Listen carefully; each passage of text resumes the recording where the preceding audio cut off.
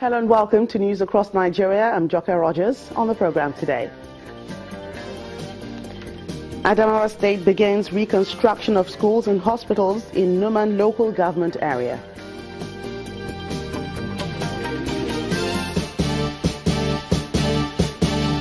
Governor Ben Ayade asks the federal government to assist Cross River State in fighting fresh security challenges.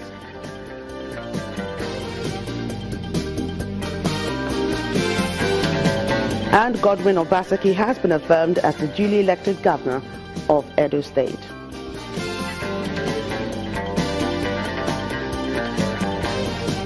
Welcome to the show. No fewer than 10 residents of Suleja in Niger State are feared dead after floodwaters overtook several neighborhoods in the community on Sunday.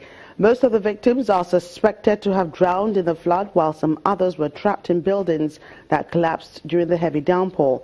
Those who tried to leave their submerged homes were swept away by flood. The local government and NEMA officials are assessing the damages. This is what the residents in Suleja, Niger State, are contending with, as their lives are being threatened by water. This rescue mission is risky for all involved, but with 10 people already killed by the flood, the community is not willing to let the number increase.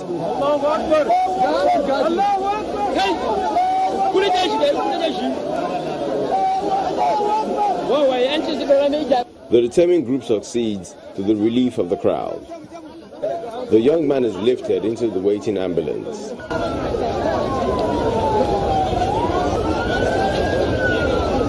It began with a rain that would not stop.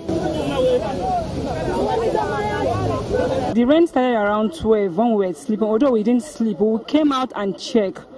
But then the rain did not meet all the places. Later around 2 o'clock, I heard my neighbors they were knocking my door. Please come out, come out. The rain is almost eating up your house.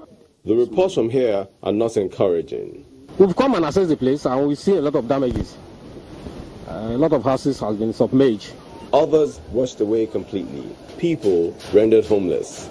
And not just houses, there are other facilities that are also affected. We as a local government, we can't do anything. The little we can do, we'll see what we can do from now till tomorrow. But the state government have to come in, also the federal government has to come in, because this is a national disaster. With October recognized as a month that sees the end of the rainy season in the country, Nigerians are bracing up for a tough challenge in containing the rampaging flood.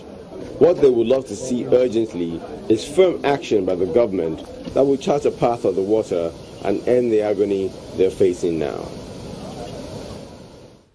Here in Lagos, where there's also been a problem of flooding, the state governor, Akinwumi Ambode, says that there's a need to review the water management system to protect lives and property and prevent last week's flooding experience in most parts of the state. We're speaking at the 2017 Water Technology and Environmental Control Sensitization.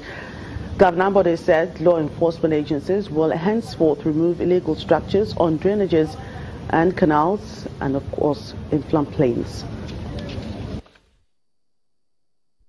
For the past few days, the state and indeed most parts of Nigeria have witnessed torrential rainfalls which are quite unprecedented. We have witnessed our most prime estates flooded with water. We have seen our roads taken over by floods. And we have painfully watched how many homesteads have literally become pools. This indeed are trying times for any government, especially our own administration, which has determinedly pursued massive infrastructural development to improve standards of living of our citizens. However, if we have learned anything in the ongoing flooding, it is that there is an immediate, even urgent need for us to embark upon the review and re-engineering of our canals and drainage systems. This must be pursued hand in hand with a clear and crystal envisioning of our water management system. So in effect, what we should immediately pursue is a holistic solution to what is certain to be a recurring problem. It must be a sincere collaboration between government and its citizenry. We will reinvigorate our campaign against the dumping of refuse by citizens into canals.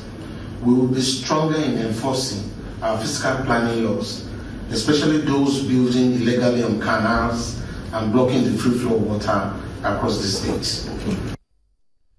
Meanwhile, an environmentalist, Idowu Salau, has been speaking on the devastation caused by the flooding in different parts of the country. Mr. Salau insists that flooding will always occur because it's natural, but what government, individuals and emergency agencies must do is what matters the most. He was a guest on our breakfast show, Sunrise Daily.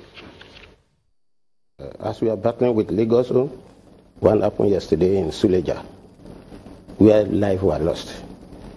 I don't know of Lagos if we lost any life for now, but those who lost property, I sympathize with them too. The causes are one. You look at the natural causes, which is the topography of Lagos, the flat terrain. That's one. Coastal nature, two. Then you look at the level of the ground to the sea level. All these are natural causes. Flooding cannot escape it. It happens everywhere in the world. And don't forget that there is high tide. The sea level is high now. The storm water coming from the city cannot enter the lagoon. That's why the flash flood has to come. But if people don't take responsibility in terms of infrastructure development near the floodplain area, this is what will happen. All the buildings that are on the right way or floodplain, they should try to identify them and demolish them. And continuous maintenance dredging must be going on those drainage channels. That is one of the recommendations I will give to government. After years of Boko Haram insurgency, Adamawa State has been contending with the dilapidation of infrastructure in health and education sectors of the state, resulting in poor health services and a falling standard of education. To correct this situation, the state governor, Mohammed Jibrila, is flagging off the reconstruction and rehabilitation of schools and hospitals in Numan local government area of the state.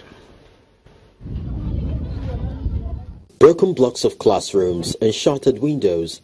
These are what is left of schools in Numa local government area of Adamawa State after a series of Boko Haram terrorist attacks. As life returns to the communities, the state government is reconstructing and rehabilitating destroyed education infrastructure in the local government. Governor Mohammed Jibrila is in Numa to flag off the reconstruction of the Villa Nova Government Secondary School. We have already declared both education and health, in terms of emergency, and we have promised people during campaign we will repair most of these things. And I always say whenever I come to visit the school, sometimes I even weep, as if there was no government before. And now, time of complaint has finished. Now it's time of action. And that's what we are here. The students and the teachers are also reminded of the need to protect their environment. Somebody might ask, why are we planting trees? We are all aware of the changing climate globally. And Numan is not exception, Adamawa State is not exception. Our temperatures are rising daily beyond human habitation. And we are hoping that the school environment will be made friendly to the students and friendly to the teachers in a system in which everybody comes to school, even by 12 noon, a student can still read and understand what he's reading because he has a friendly environment. Governor Jibrila moves to Government Secondary School, Hung, where he is received by student teachers and the communities. This school and the one at Mubi will also be given attention. From the schools, the governor moves to the General Hospital Numa, one of the oldest in the northern region. Here, he lays the foundation for the construction of a new maternity complex, wards and doctors' quarters, among others. When we come back on news across Nigeria, we'll take some other stories for you. In Cross River State, the state governor is pleading for increased security in the state from the federal government. Details in a moment. Please stay with us.